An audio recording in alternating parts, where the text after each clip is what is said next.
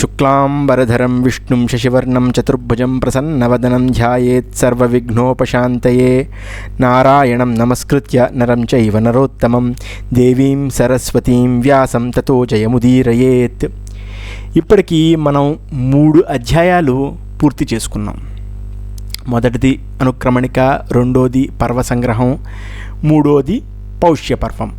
పౌష్యపర్వం అదొక అధ్యాయం. ఇంకా రాబోయే 4 నుండి 12 అధ్యాయాలు పౌలోమ పర్వం అన్నమాట. అంటే పౌలోమ అంటే ఏంటంటే భృగు యొక్క భార్య పులోమ యొక్క వంశం గురించి మనం చెప్పుకుంటాం ఇందులో. ఇంతకీ ఇక్కడ జరిగేది ఏంటంటే చాలా విచిత్రంగా, లోమహర్షణుడు సుతుడు ఉగ్రశ్రవ, సౌతుడు అంటారు ఆయన్ని. ఆయన సూతుడు యొక్క కొడుకు కాబట్టి సౌతుడు. సూత మహాముని పురాణాలన్నీ చెప్పిన ఆయన అనమాట. ఈయన సరే మొత్తానికి శౌనకుడేమో భృగు వంశంలో జన్మించినవాడు. సరే వీళ్ళిద్దరికీ కుతూహలం ఉంటుంది కదా, అసలు ఏంటండి మా గురించి అసలు చెప్పండి అని చెప్పేసి శౌనకుడు అడిగాడనమాట. ఏమంటే మా గురించి అసలు చెప్పండి, మేము భృగు వంశంలో పుట్టాం కదా, నాకు అసలు తెలుసుకోవాలని ఉంది నా వంశం గురించి. ఏమిటి చాలా దివ్యమైనటువంటి కథలు అవి అన్నీ ఉంటాయి కదా మాధవాళ్ళలో కూడా, ఒకసారి నాకు చెప్పుదురు అని చెప్పేసి అడిగారనమాట. అడిగేసరికి మళ్ళీ మామూలుగా స్నాన సంధ్యావందనాది కార్యక్రమాలన్నీ చేసుకుని జాగ్రత్తగా ఇంకా కథాకాలక్షేపం చేసుకునే సమయానికి సౌతుడు చెప్పడం ప్రారంభించాడు. ఏమిటంటే, ఏమయ్యా బాగుంది, చాలా సంతోషం, నువ్వు భృగువంశం గురించి నేను నీకు చెప్తాను, నువ్వు అడిగావు కాబట్టి.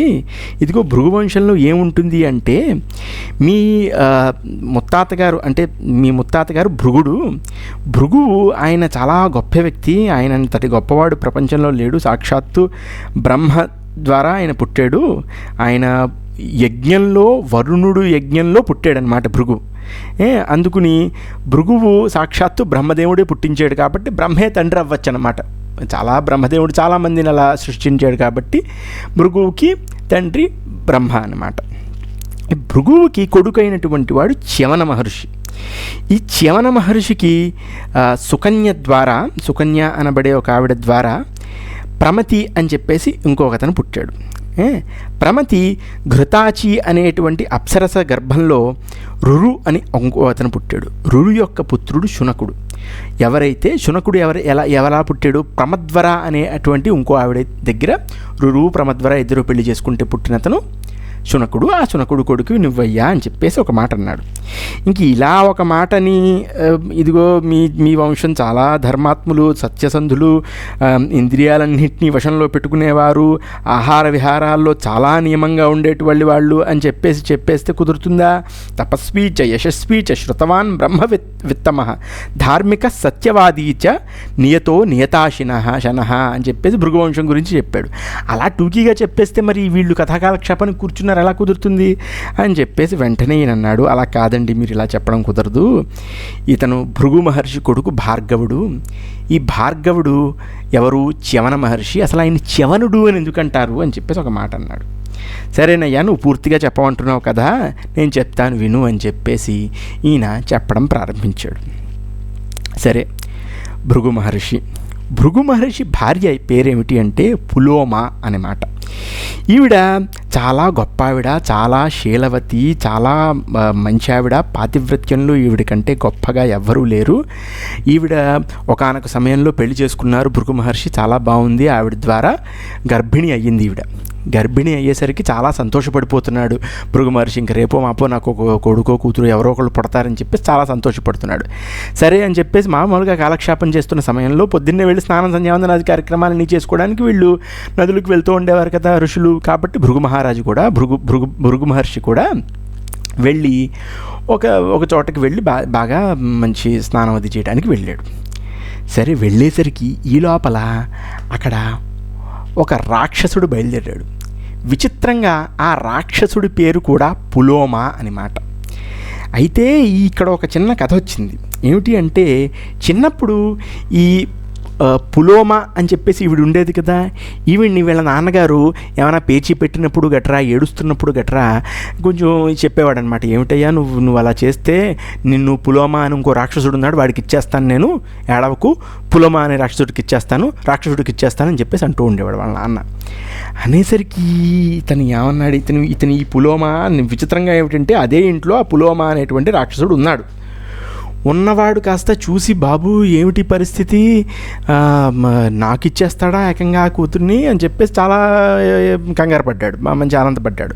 సరే ఈవిడ కడుపుతో ఉండడం చూసి మళ్ళీ దగ్గరికి వచ్చి ఈవిడ రూప సౌందర్యం అది చూసి ఇంక అసలు తెగ సంతోషపడిపోయాడు.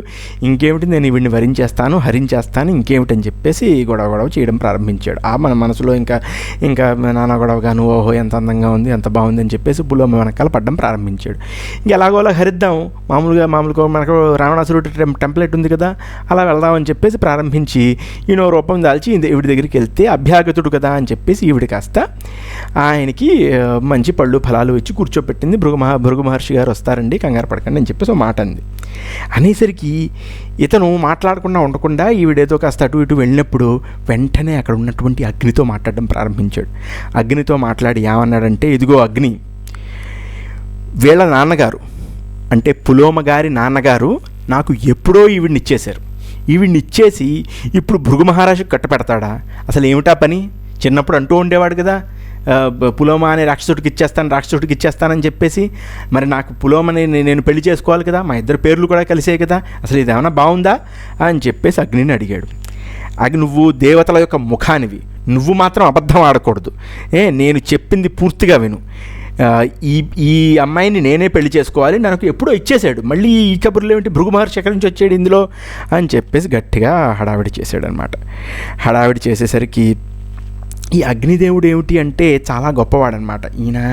ఈయన మామూలుగా ప్రతి హవిస్సుకి, ప్రతి పితరులకి, దేవతలకి వెడుతున్న వంటి ప్రతి హవిస్సుని ఈయన చాలా పవిత్రంగా తీసుకెళ్ళిపోతాడు. అందుకుని ఈయన అబద్ధం ఆడకూడదు. ఈయన అందుకే అగ్నిని ఎదురుకుండా పెట్టుకుని ఎన్ని పనులైనా చేస్తారు. ఇదిగో అగ్ని సాక్షిగా నువ్వు నాకు మిత్రుడివి అని చెప్పేసి రామచంద్రమూర్తి, సుగ్రీవుడు మిత్రత్వం చెందారు, అంటే బాగా స్నేహితులయ్యారు. అలాగే అగ్ని సాక్షిగా నేను పెళ్లి చేసుకుంటున్నాను అని చెప్పేసి పెళ్ళిళ్ళన్నీ అగ్ని సాక్షిగానే జరుగుతాయి. ఎందుకు అంటే అగ్ని అనేవాడు అబద్ధం ఆడకూడదు అని చెప్పేసి ఈయన అడిగాడు అనమాట. ఇదిగో నేను ఈవిడ్ని తీసుకెళ్ళిపోతాను, ఎందుకు అంటే వీళ్ళ నాన్న అబద్ధం ఆడాడు, నాకు ఇస్తానని చెప్పేసి భృగు మహర్షికి ఇచ్చేశాడు. ఇలా చేశాడు కాబట్టి నేను హరించుకు వెళ్ళిపోతాను, నాకు అసలు చెప్పు, నువ్వేమనుకుంటున్నావో చెప్పు అని చెప్పేసి అగ్నితో అన్నాడు. ఈ అగ్ని అదో రకమైన విచిత్రంలో పడిపోయాడు. అది ఏమిటి ఇలా జరుగుతోంది, ఇప్పుడు నేను అబద్ధం, నిజమేమిటి? చిన్నప్పుడు పేచీ పడుతోందని చెప్పేసి పులోమ వాళ్ళ నాన్నగారు ఇదిగో పులోమ అనే రాక్షసుడికి ఇచ్చేస్తానని చెప్పేసి అండం మాట నిజమే. అంటే తండ్రి కూతురిని ఎవరికైనా ఇచ్చేస్తాను అంటే అది వరించినట్టేనా ఏమో మనకు తెలియదు, కానీ అది మాత్రం నిజం. అందుకుని అగ్ని ఒప్పుకోవాలి. సరే అగ్ని అన్నాడు, ఇదిగో ఏమయ్యా నువ్వు, త్వయావృత పులోమేయం పూర్వం దానవనందన కింత్వయం విధినాపూర్వం మంత్రవన్న వృతాత్వయా. కానీ నీకు ముందు వాళ్ళ నాన్నగారు ఇచ్చేస్తాననే అన్నారు, కానీ విధిపూర్వకంగా మంత్రోచ్చారణం చేసి నువ్వు ఆమెని పెళ్లి చేసుకోవలేదు. మంత్రోచ్చారణ చేసి ఎవరికిచ్చాడు వాళ్ళ నాన్న? పిత్రాతు భృగవే దత్త పులోమేయం యశస్విని దదాతిన పితాతుభ్యం వరలోభాన్ మహాయశాహ. నువ్వు ఇదేంటిది భృగుకే ఇచ్చాడు కదా, ఇలాగా వేదోక్తంగా మంత్రోచ్చారణలు చేసి వెళ్ళి భృగుకి ఇచ్చాడు. మధ్యలో ఏదో నీకు మీ నాన్నగారు ఇచ్చేస్తారని చెప్పేసి అండం తప్పితే ఇక్కడ నిజమేమిటి అంటే భృగు మహర్షే పెళ్ళయ్యింది. ఇంకోటి ఏంటి అంటే ఇక్కడ భృగు మహర్షి నన్ను సాక్షిగా పెట్టుకుని వేదోక్తంగా విధిపూర్వకంగా ఈ అమ్మాయిని పాణిగ్రహణం చేశారు. ఇంతకంటే నేను ఏం చెప్పగలను? ఇది అబద్ధం కాదు. వాళ్ళ నాన్నగారు పులోమ అనే రాక్షసుడికి ఇచ్చేస్తారు అన్న మాట వాస్తవమే. ఆ తర్వాత ఈవిడికి శుభ్రంగా పెళ్ళి అవ్వడం వాస్తవమే. ఇదే నిజం, ఇంతకంటే అబద్ధం లేదు అని చెప్పేసి మొత్తానికి 5వ అధ్యాయం అయ్యిందనమాట. ఇక్కడతోటి అగ్ని నిజం చెప్పాడు. సరే ఈవిడే పులోమ, మీ నాన్నగారు నీకు ఇస్తానన్నారు, కానీ అదేదో ఇస్తానన్నారు, ఇంకా అదేదో మళ్ళీ కూడా కాదు, ఇస్తానన్నారు, కానీ వేదోక్తంగా మంత్రోచ్చారణలతోటి విధిపూర్వకంగా కేవలం భృగు మహర్షికే పెళ్లి చేశారు అన్నమాట వాస్తవము అని ఒక మాట అన్నాడు. అనేసరికి ఈ రాక్షసుడు కాస్త ఉండబట్టలేకపోతున్నాడు పాపం. ఆ పులోమని చూసి అదో పంది రూపంలో వచ్చి ఆవిడ మీదకి ఉరికాడు. ఉరికేసి ఇంక నేను హరించుకు వెళ్ళిపోతానని చెప్పేసి అన్నాడనమాట. అనేసరికి ఆవిడకి కాస్త కంగారు వచ్చేసింది. ఇంకా కంగారు వచ్చేటప్పటికి ఏమిటంటే నిండు గర్భిణి ఆవిడ. నిండు గర్భిణి అయ్యేసరికి ఆ యోగ బలం ఏమిటో తెలియదు కానీ మరి భృగు మహర్షి కొడుకు అంటే ఎవరు అనుకుంటున్నావు, చాలా గొప్పవాడు అయి ఉండాలి.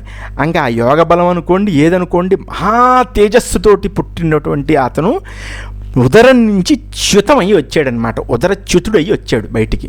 అందుకుని ఆయన్ని చ్యవన మహర్షి అని చెప్పేసి అన్నాడు. రాగానే ఈ పంది దాని మీదకు ఉరకడం ప్రారంభం. పులోమ అనేటువంటి వాడు పంది రూపంలో వచ్చి ఈ వెంటనే ఈ చిన్నపిల్లాడి మీదకి ఉరకడం ప్రారంభించాడు. నానా గొడవ అయ్యేసరికి వెంటనే ఇతని తేజస్సు అనమాట అలా వెలిగిపోతున్నాడు అనమాట. ఇంకా ఆ యోగశక్తి అనుకోండి ఏదైనా అనుకోండి, ఆ వెలిగిపోతున్న యోగంలోంచి దగ్గరికి వచ్చేసరికి కాస్త ఆ చ్యవనుడు ఆ యోగశక్తిని తట్టుకోలేక కాలిపోయాడు. వీడు రాక్షసుడు కాస్త మొత్తం బూడిదైపోయాడు అనమాట పూర్తిగా ఆ రాక్షసుడు. ఇంకా బూడిదైపోయేసరికి ఇంకేమిటి అయ్యి బాబోయ్ అని చెప్పేసి అన్నాడు. అంటే అదే అనమాట. అక్కడ ఏం చెప్తారంటే తందృష్ట్వా మాతు రుదరాచ్యుతమాదిత్యవర్చసం తద్రక్షో భస్మసాభూతం పపాత పరిముచ్యతాం. ఇంకా అమ్మ ఆ ఉదరం నుంచి చ్యుతుడయి సూర్యుడు అంతటి తేజస్సుతోటి ఆ గర్భాన్ని చూసిన వెంటనే పులోమ అనే రాక్షసుడు వెంటనే భస్మం అయిపోయాడు అనమాట ఆ దెబ్బకి. ఇంకా భస్మం అయ్యేసరికి ఏముంది కానీ ఈ తల్లే కదా, ఈవిడికి ఏమిటి అర్థం కావట్లేదు, ఏమిటి నాకు పిల్లాడు పుట్టేశాడు, మీ రాక్షసుడు చచ్చిపోయాడు, ఏమిటి విచిత్రం అని చెప్పేసి ఆవిడ కంగారు వచ్చేసి ఇంకా పరిగెత్తింది ఆవిడ పట్టుకుని పిల్లాడిని. అయ్య బాబోయ్ ఇంత చిన్న పిల్లాడేంటి, ఇంత హడావిడి ఏమిటి, ఏం చేయాలో అర్థం కావట్లేదు, భృగు మహర్షి ఏమో ఎక్కడున్నాడో తెలియదు అని చెప్పేసి బ్రహ్మదేవుడికి గట్టిగా దండం పెట్టుకుని పరిగెత్తి ఇంకా కంగారు వచ్చేసి బాధ వచ్చేసి ఏడుపు వచ్చేసింది అనమాట. వచ్చేసరికి వెంటనే బ్రహ్మదేవుడు వచ్చాడు. బ్రహ్మదేవుడు వచ్చి ఏమి కంగారు పడకమ్మా ఏమీ అవ్వలేదు నీకు అని చెప్పేసి జాగ్రత్తగా సాంత్వనపరిచాడు అనమాట బ్రహ్మదేవుడు పరిచేసరికి ఈవిడి కాస్త కళ్ళమంట నీళ్ళు ఆగట్లేదు. ఈ కళ్ళమంట నీళ్లు ఆగకుండా అంత కళ్ళమంట నీళ్లు తీసేసరికి ఆ అశ్రువుల ధార వధూసర అనేటువంటి నది అయిపోయిందనమాట. అక్కడే చ్యవన మహర్షి ఆశ్రమం ఉంది. అంటే వాళ్ళ అమ్మగారి అశ్రువుల ద్వారా నిండినటువంటి నది అయిపోయిందనమాట. ఆ నది వసుధర. ఆ వసుధర దగ్గర చ్యవన మహర్షి ఆశ్రమం కట్టుకుని జాగ్రత్తగా ఉన్నాడనమాట. ఈ లోపల ఏమైంది, భృగు మహర్షి కాస్త తిరిగి వచ్చాడు. భృగు మహర్షి కాస్త తిరిగి వచ్చి ఏమిటి హడావిడి అని చెప్పేసి చేస్తున్నాడనమాట. చేస్తున్న సమయంలో ఏమిటి అసలు ఏం జరిగింది, ఏమిటి గొడవ, ఆ రాక్షసుడేంటి, ఏమిటి హడావిడి అని చెప్పేసి అడిగాడు ఈవిడ్ని. ఏమంది, నేనేదో నా పాటికి నేను ఉన్నాను, అతను ఎవడో వచ్చాడు అభ్యాగతుడు కదా అని చెప్పేసి ఏదో పళ్ళు ఫలాలు ఇచ్చేసరికి కాస్త ఈ అగ్ని వీళ్ళు మాట్లాడుకున్నారు, ఈ అగ్నిదేవుడు కాస్త చెప్పేసి ఉంటాడు వెళ్ళి ఏమటని చెప్పేసి అన్నాడు. అనేసరికి వెంటనే ఈయనకి కోపం వచ్చేసింది. ఇంకా భృగు మహర్షి అంటే మామూలు కోపం, మామూలు తేజస్సు, మామూలు తపస్సు కాదనమాట. భృగు మహర్షి అంటే మనకు తెలిసిందే కదా, సాక్షాత్తు విష్ణుమూర్తిని అలా తన్నేడనమాట. అంత గొప్పవాడు భృగు మహర్షి. అలాంటి వాడు ఇంకా ఏదైనా చేయగలడు. కాబట్టి ఏం చేసాడు, వెంటనే ఇంకా ఒళ్ళు మండిపోయింది. ఇటువంటి సమయంలో ఆ రాక్షసుడికి ఇదిగో ఇదే పులోమ మీ నాన్నగారు కాస్త నీకే ఇచ్చేసారు ఈవిడ్ని అని చెప్పేసి ఇలాంటి కబుర్లు చెప్తాడా అని చెప్పేసేసి అగ్ని మీద కోపం వచ్చేసి ఓ శాపం ఒకటి విసిరేశాడు. ఏమన్నాడు, నువ్వు సర్వభక్షివి అయిపోతావు అని చెప్పేసి ఒక శాపం విడిచాడు. ఇక్కడికి 6వ అధ్యాయం అయింది. సరే, ఇంకా చాలా బాధపడిపోయాడు అగ్ని బాధపడిపోయి ఒక మాట అన్నారు, మీరు చాలా తప్పు చేశారండి, కిమిదం సాహసం బ్రహ్మన్ కృతవానసి మాం ప్రతి. ఇంత పెద్ద శాపం నా మీద, ఇంత దుస్సాహసం చేసి నా మీద శపించేశారా అండి. ధర్మే ప్రయతమానస్య సత్యంచ వదత సమం పృష్టో యద్య బ్రవం సత్యం వ్యభచారోత్ర కోమమా. నేను ఎప్పుడు ఎప్పుడు ధర్మాన్ని ఎలా పట్టుకుని ఉంటాను, నేను పక్షపాతిని కాను. నేను రాక్షసుడు చెప్పినప్పుడు నేను నిజం చెప్పేశాను. నిజం చెప్తే నా అపరాధం ఏముంది? అక్కడికి ఏమైనా నేను మీ పులోమ గారిని తీసుకెళ్ళిపోండి అని చెప్పేసి అన్నానా? అక్కడికి చెప్పాను కదా, నేను భృగు మహర్షి భార్య ఈవిడ, వేదోక్తంగా మంత్రోచ్చారణలతోటి భృగుకే ఇచ్చాడు, భృగు మహర్షి భార్య, ఇదే నిజం అని చెప్పేసి ఒక మాట అన్నాను కదా. నేను ఇక్కడ ఏమీ అబద్ధం చెప్పేసింది ఏం లేదు. పైగా ఏమిటంటే, శక్తోహమపి శప్తుం త్వాం మాన్యాస్తు బ్రాహ్మణా మమ జానతోపి చతే బ్రహ్మన్ కథయిష్యే నిబోధతత్. నేను ఇదిగో శక్తోహమపి శప్తుం త్వాం, నేను నిన్ను శపించగలిగే శక్తి ఉన్నవాణ్ణి, నేను అగ్నిని, నువ్వు ఏమనుకుంటున్నావో, కానీ నేను నిన్ను శపించను. ఎందుకో తెలుసా? ఎందుకు అంటే బ్రాహ్మణులు నేను గౌరవిస్తాను కాబట్టి. అందుకుని నీకన్నీ తెలుసు, కానీ మళ్ళీ ఇంకొకసారి చెప్తున్నాను చూడండి. యోగేన బహుధాత్మానం కృత్వాతిష్ఠామి మూర్తిషు అగ్నిహోత్రేషు సత్రేషు క్రియాషు చ మఖేషు చ. యోగ సిద్ధితోటి నేను చాలా రూపాల్లో నేను నన్ను ప్రకటించుకుంటూ ఉంటాను. ఎలా? గార్హపత్యంలోను దక్షిణాగ్నిగా, నిత్యం చేయబడినటువంటి అగ్నిహోత్రంలో, సత్రాల్లో అంటే యజ్ఞాల్లో, గర్భాధానంలో, ఇలాంటి విపరీతమైనటువంటి యజ్ఞాల్లో నేను అలా ఎప్పుడు వెలుగుతూనే ఉంటాను. నేను నాకు హవిస్సుని ఆహుతినిస్తారు. ఈ ఆహుతిని ఎవరు తీసుకుంటారు? దేవతలు తీసుకుంటారు, పితరులు తీసుకుంటారు. అంటే ఇక్కడ మళ్ళీ చెప్పేది చూడండి ఎంత బాగా చెప్తాడు. అమావాస్యాం హి పితరః పౌర్ణమాస్యాం హి దేవత మన్ముఖేనైవ హూయంతే భుంజతే చ హుతం హవి సర్వభక్ష కథం త్వేషాం భవిష్యామి ముఖత్వం. నువ్వేమో అమావాస్య నాడు నన్ను నాకు పితరులకి, పౌర్ణిమ నాడు నా ముఖం నుంచి దేవతలకి ఆహుతినిస్తారు. ఆ ఆహుతిని హవిస్సు రూపేణ నేను వెళ్ళి దేవతలు తింటారు, పితరులు తింటారు. అంటే నేను ఎటువంటి ఎంగిలి చేయను, నేను అలా తీసుకెళ్ళి అలా ఇచ్చేస్తూ ఉంటాను నేను దేవతలకి, పితరులకి. మీరేమో నా దగ్గరికి వచ్చి సర్వభక్షి అంటారా? నా ఇష్టం వచ్చినట్టు ఇంక నేను ఏది పడితే అది తినేసే నోరుతోటి నేను వెళ్ళి వెంటనే నేను దేవతలకి, పితరులకి ఇవ్వాలా అని చెప్పేసి చాలా బాధపడి, చాలా కోపం పడి, చాలా ఉద్విగ్నంతో అలా ఉండిపోయాడనమాట. ఇంకా ఏం చేశాడంటే, ఇంకా అయితే అయిపోయింది, ఇంకా నేనేం చేసేదేం లేదు, ఇంకా దేవతలు చూసుకుంటారు, ఇదేంటిది పితరులు చూసుకుంటారు, నేను అన్నీ వచ్చేసి స్వాహని ఇంకా నేను అన్నిటినీ వదిలేసి నా పాటికి నేను వెళ్ళిపోతానని చెప్పేసి దేవతల దగ్గరికి వెళ్ళి, ఇదిగో దేవగణులారా, నేను వెళ్ళిపోతున్నాను, నాకు ఈ అగ్నిహోత్రం వద్దు, ఇంకా నాకు ఇలాంటివి నన్ను వదిలేసేయండి అని చెప్పేసి ఓ మాట అనేసి ఇంక వెళ్ళిపోయాడు అనమాట. ఇంక వీళ్ళకి ఏం చేయాలో అర్థం కాలేదు దేవతలకి. భోజనం లేదు, మరి భోజనం లేదంటే మరి అగ్ని ద్వారానే వీళ్ళందరూ తింటూ ఉంటారు, వీళ్ళు అన్నీ ఇలా చేస్తూ ఉంటారు. ఇంక ఏం చేయాలో దేవగణులకి ఎవ్వరికీ ఏమీ అర్థం కాలేదు.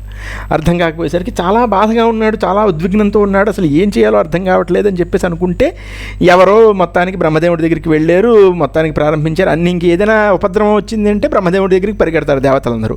పరిగెత్తారు, మొత్తానికి పరిగెత్తి ఏమిటండి ఏం జరిగింది అని చెప్పేసి అంటే ఎవరో చెప్పారనమాట. ఏదో కారణం చేత భృగు మహర్షి కాస్త వెళ్ళి అగ్నిదేవుడికి సర్వభక్షివి అయిపోవాలని చెప్పి శపించేశారండి. ఇది చాలా దారుణం జరిగింది. అందుకుని అగ్నికి ఏం చేయాలో అర్థం కాక అలా మొహోదలో పెట్టుకుని కూర్చుని వెళ్ళిపోతున్నాడు. ఏం చేయాలో అర్థం కావట్లేదు వీళ్ళకి అని చెప్పేసి అన్నాడు. ఈ బ్రహ్మదేవుడిని కాస్త వీళ్ళందరూ పట్టుకున్నారు. ఎలాగండి ఎలా అని చెప్పేసి. ఈ లోపల కాస్త బ్రహ్మదేవుడు కాస్త అగ్నితో మాట్లాడాడు. ఏమయ్యా, నువ్వేమీ కంగారు పడకు, సర్వభక్షివి అవుతావు, ఆయన మాట మిథ్య అవ్వదు. కానీ నీకు ఒక విషయం చెప్తాను విను. నత్వం సర్వ శరీరేణ సర్వభక్షత్వ మేష్యసి అపానే హ్యర్చితో యాస్తే సర్వం భక్ష్యంతి తాశిఖన్. నువ్వు మొత్తం శరీరంతో సర్వభక్షివి అవ్వవు. నువ్వు అపాన దేశంలో ఎలాంటి జ్వాలలైతే ఉంటాయో అవే నీకు భక్షణాన్ని చేస్తాయి. ఆ తర్వాత క్రవ్యాద మూర్తి ఉంటుంది కదా నీది. అంటే ఏంటంటే మరి దహనం కూడా మనం అగ్ని ద్వారానే చేస్తాం. ఈ అగ్ని ద్వారా దహనం చేసేటప్పుడు సర్వభక్షి అవ్వాల్సిందే, మాంసం తినాలి, ఆ మొత్తం శరీరాన్ని మొత్తం దగ్ధం చేసేయాలి కదా. మరి అలాంటివి కూడా నీకు సర్వభక్షణ అవుతాయి. తప్పితే నువ్వు ఎలాగైతే రవి కిరణాలు వచ్చి దేనిదైతే తాకితే పవిత్రం ఎలా అయిపోతుందో అలాగే నువ్వు దేన్ని దగ్ధం చేసినా సరే అది పవిత్రం అయిపోతుంది. నువ్వు ఏమీ కంగారు పడకు అని చెప్పేసి బ్రహ్మదేవుడు కాస్త అగ్నికి చెప్పాడు.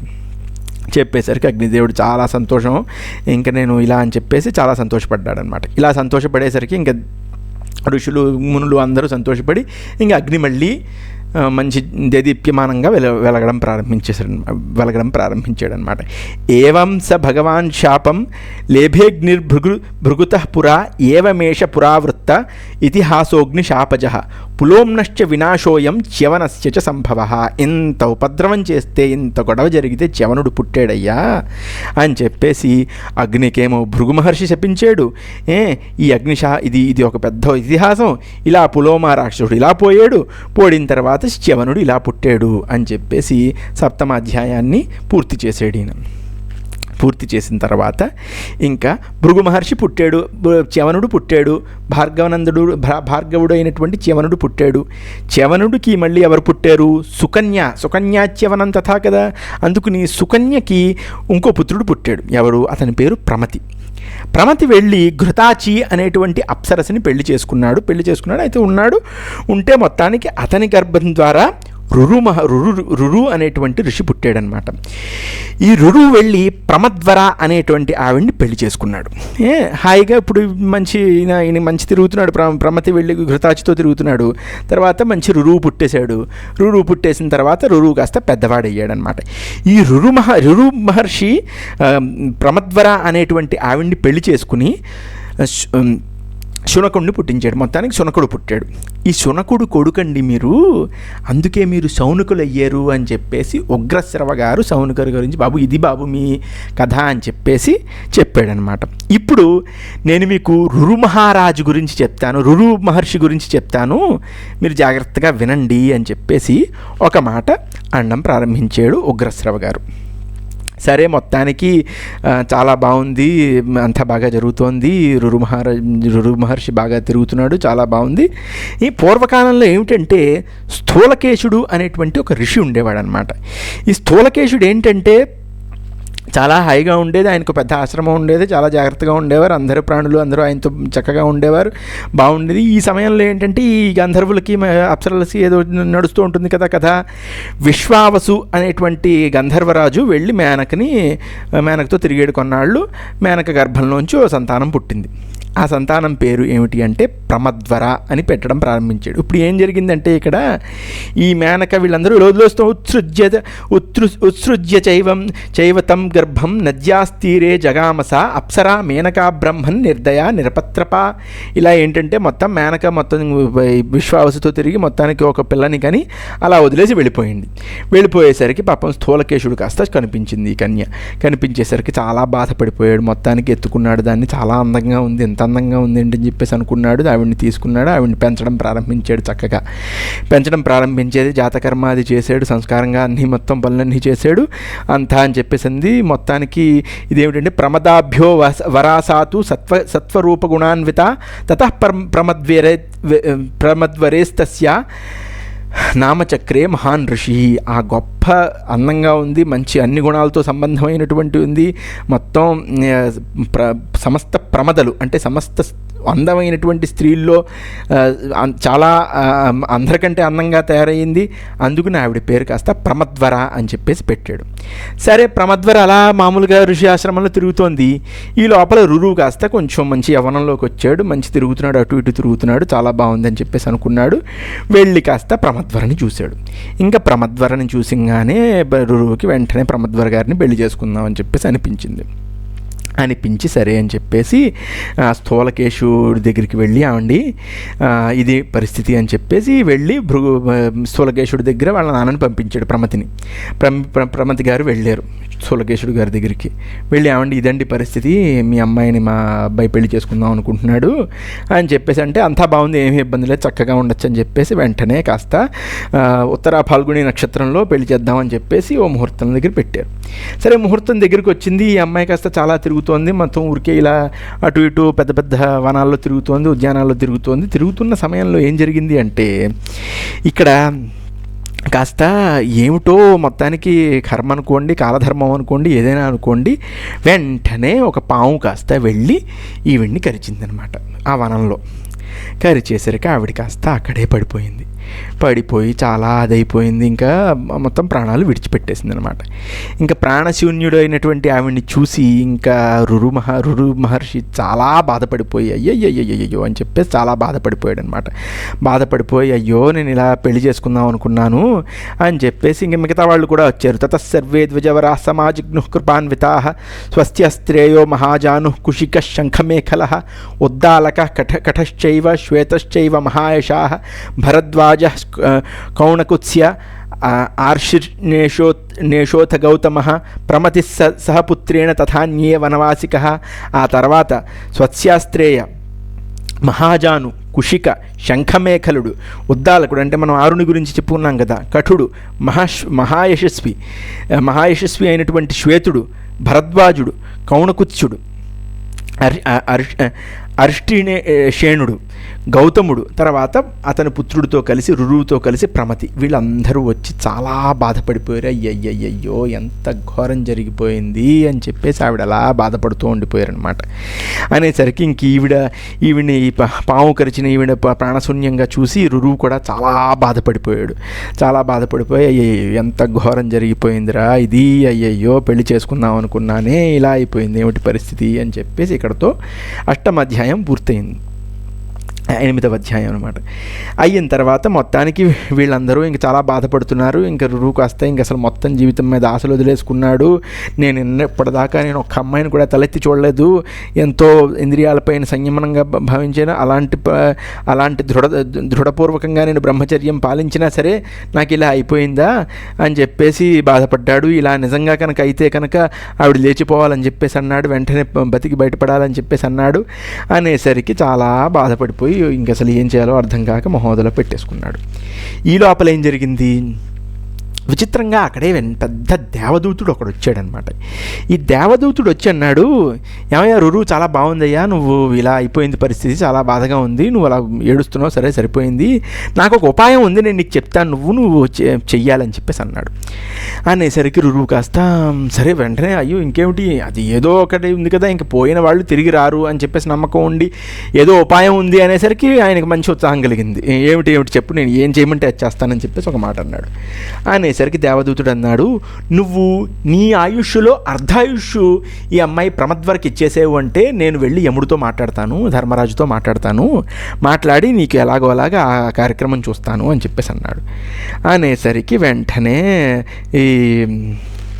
అలాగే అని చెప్పేసి ఒక మాట అన్నాడు. సరే నేనైతే ఇదిగో ఆచమనం చేస్తున్నాను, నా మొత్తానికి ఆ అర్ధాయుష్ని నేను వెళ్ళి ఇస్తున్నాను అని చెప్పేసి చాలా జాగ్రత్తగా కూర్చుని ఆచమనం చేసి ఇదిగో అర్ధాయుష్ అని చెప్పేసి ధారపోసాడు. అలాగా ధారపోసేసరికి వెంటనే అక్కడ గంధర్వరాజు, మరి విశ్వావసు కూతురు కదా ఆవిడ, విశ్వావసు ఆ దేవదూతుడు ఇద్దరూ కలిసి యమధర్మరాజు దగ్గరికి వెళ్ళి ఇదిగో ఇదండి పరిస్థితి, ప్రమద్వర వెళ్ళిపోయింది, మీరు కనుక ఒప్పుకుంటే రురువుగా అర్ధాయుష్ని ప్రమద్వరకి ఇచ్చేద్దామండి, దాంతో అన్ని ఇబ్బందులు తొలగిపోతాయి అని చెప్పేసి అన్నాడు.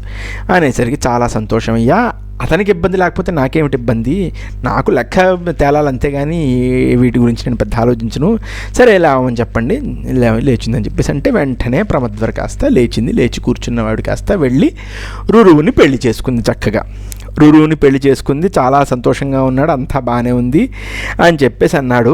కానీ ఏంటంటే అప్పటి నుంచి ఇంకా రురువుకి అదో రకమైన అక్కస బయలుదేరింది అనమాట. ఇంక ఒళ్ళు మండిపోతూ ఉండేది, ఏమైనా పాము కనిపించింది అంటే పట్టుకుని కర్రచ్చుకొని వాయించడమే ఇంకా పావుల్ని. ఎలా అంటే అసలు వేటాడేసాడు అనమాట పావుల్ని, అంతలా వేటాడేసి ఎక్కడ పాము కనిపిస్తే అక్కడ కొట్టేయడం, వెళ్ళి అదే పని చేస్తూ ఉండేవాడు అనమాట. సరే ఇక్కడతో 9వ అధ్యాయం అయింది. ఆ తర్వాత ఏం జరిగింది అంటే, సరే మొత్తానికి ఇలా కొడుతున్నాడు, అలా హడావిడి చేస్తున్న సమయంలో ఈ వెంటనే ఓ పాము కనిపించింది. పాము కనిపించేసరికి ఈయన కర్రచ్చుకుని మళ్ళీ బయలుదేరేసరికి ఈ పాము కాస్త వెంటనే మనుష్య భాషలో మాట్లాడడం ప్రారంభించింది. ఏమిటో ఎందుకు కొట్టేస్తున్నావు నన్ను, ఓహో పట్టుకుని, ఏమిటి నీ గొడవ ఏమిటి, నీ గోళ ఏమిటి అని చెప్పేసి అన్నాడు. అనేసరికి అలా కాదండి, నువ్వు అంటే నా భార్యని, నా కాబోయే భార్యని మీ వాళ్ళే అందరూ చంపేశారు, నాకు ఒళ్ళు మండిపోతోంది, నాకు అసలు ప్రపంచంలో పావులు ఉండకూడదని చెప్పేసి నాకు ఒళ్ళు మండిపోతుంది, చంపేస్తానని చెప్పేసి ఒక మాట అన్నాడు. అనేసరికి ఏమయ్యా నేను ఏం చేశానయ్యా, నీకు అపకారం కరిచిందేమో వేరే పావా, నువ్వేమో కనిపించిన ప్రతి పావుని చంపేస్తావా, నేను డుండుభుడు అనేటువంటి జాతికి చెందిన పావుని నేను నాకు విషం ఉండదు, పాడుండదు, ఏదో నా పాటికి నేను పడుంటాను, నన్ను వచ్చి నువ్వు కొట్టేస్తే ఇంకా నేను ఎక్కడికి వెళ్ళిపోవాలని చెప్పేసి ఒక మాట అన్నాడు. అనేసరికి సరే డుండుబుడివా ఇదేని చెప్పేసి మాట్లాడుతున్నాడు కదా. మొత్తానికి బ్రాహ్మణుడు మాట్లాడుతుంటే, మీరు ఎవరిని పడితే వాళ్ళని అలా కొట్టేయకూడదండి, చాలా తప్పు, ఇలా చేస్తే మీకు అసలు మహాపాపం వస్తుంది, నేనేమో కరిచే పాములేమో వేరుంటాయా, ఇబ్బంది పడేవేమో మేమేదో పాము కనిపించినప్పుడు అలా చంపేసి కొట్టేసి నానా గొడవ చేస్తే ఇంకా నేను ఏమైపోను అని చెప్పేసి అన్నాడు. పైగా ఇంకోటి ఏంటంటే, నా కర్మ, నన్ను ఎవడో నా మిత్రుడు ఒకడు నన్ను శపించాడు, అందుకు ఇలా తయారయ్యాను, నాకేం చేయాలో అర్థం కావట్లేదంటే విచిత్రంగా ఈయన ఏమిటి శపించడం ఏమిటి, గోళ ఏమిటి అని చెప్పేసి అడిగాడు అనమాట. వెంటనే అడిగితే, ఏముందండి నా కర్మ, ఓ రోజు నేను గడ్డి మేటుతోనూ దర్భలతోనూ గట్రా ఓ పావును తయారు చేశాను. నాకు ఒక మిత్రుడు ఉండేవాడు, ఆ మిత్రుడి పేరు ఖగముడు. ఆ ఖగముడికి మిత్రుడు ఉండేవాడికి వాడికి చాలా కోపం ఎక్కువ ఉండేది, పైగా తపశ్శక్తి కూడా చాలా ఎక్కువ, చాలా తపస్సు చేసేవాడు అతను రోజు నేను ఇలాగే వెంటనే ఓ గడ్డి మేటుతో పావును తయారు చేసి అలా కూర్చోపెడితే ఆ పావును చూసి కాస్త మూర్ఛపోయాడు. ఈయన మూర్ఛపోయేసరికి లేచిన వెంటనే నన్ను పట్టుకుని శపించేశాడు, బుద్ధుందిట్రా నీకు అని చెప్పేసి ఓ శాపనార్థం పెట్టాడు. నాకు శాపనార్థం పెడితే ఏమైనా శాపనార్థం పెట్టాడు, నువ్వు ఏమో ఇలా వీటితోటి పెద్ద పావును తయారు చేసావు, నువ్వు కూడా శక్తి లేనటువంటి పాము అయిపోతావు నువ్వు అని చెప్పి శపించాడు నన్ను.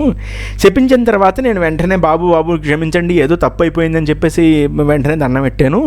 దండం పెట్టేసరికి పోన్లే కంగారు పడకు, నువ్వు ఓ పని చెయ్యి, రురువు అనేటువంటి ప్రమతి పుత్రుడు, అంటే మహర్షి ప్రమతి యొక్క పుత్రుడు రురువు వస్తాడు, ఆయన కనబడంగానే నువ్వు మళ్ళీ మామూలు వాడి అయిపోతావయ్యా అని చెప్పేసి అన్నాడు. అనేసరికి ఈయన కాస్త అయ్య బాబోయ్ ఇదా పరిస్థితి అని చెప్పేసి వెంటనే అన్నాడు. ఈ రురువు కనిపించాడు కదా, ఓహో నువ్వేనా రురువి, చాలా సంతోషం అయ్యా, నేను ఇంక మామూలు మనిషిని అయిపోతానని చెప్పేసి ఆయన కాస్త విచిత్రంగా పావు రూపం వదిలిపెట్టి మామూలు మనిషి అయిపోయాడు. ఇంకా మామూలు మనిషి అయిపోయి, ఇదిగో నేను ఒక విషయం చెప్తున్నాను విను, ఏంటంటే తస్మాత్ ప్రాణభృత సర్వాన్ నహింస్యాత్ బ్రాహ్మణ క్వచిత్, బ్రాహ్మణ సౌమ్య ఏవేహ భవతీతి పరాశ్రుతి. బ్రాహ్మణులు ఎప్పుడూ హింస చేయకూడదయ్యా, బ్రాహ్మణులకి సౌమ్య స్వభావం ఉండాలి, అదే మరి శృతుల్లో చెప్పబడి ఉంది. అలా వేదాంగాలు అన్ని విద్వాంసులుగా మీరు ప్రాణాలకి అభయం ఇచ్చే బ్రాహ్మణులు మీరే అహింసను వదిలేసి, నిజాన్ని వదిలేసి, క్షమను వదిలేసి, వేదాల స్వాధ్యాయాన్ని వదిలేసి ఇలా తిరిగితే ఎలాగండి? బ్రాహ్మణులు ఏం చేయాలి?